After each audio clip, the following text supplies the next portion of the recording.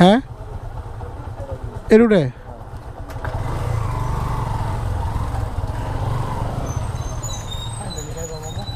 পরে ওই যে সামনে দেখা যাচ্ছে কি পরিমাণ অফরোডিং, আল্লাহ জীবন পুরো তেজপাতা হয়ে গেছে এই জায়গায় আসতে আসতে।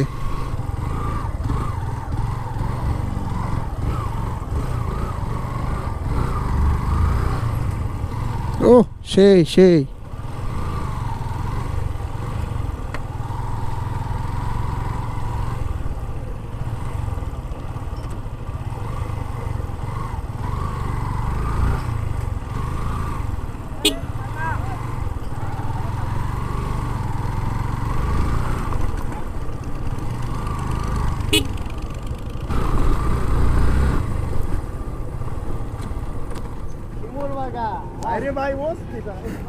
এই হচ্ছে বসন্তের শিমুল বাগান।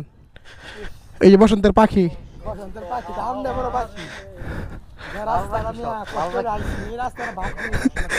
রাসেল তোমার নতুন নাম দিছে মিনি পীর ও ছোটা পীর।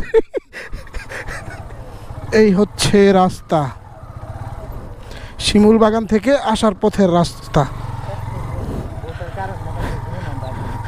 আরো বেশি আমাদের কত পরিমাণে কারেন্ট, আমরা সকাল থেকে খালি অফরোডিংই করতেছি আজকে।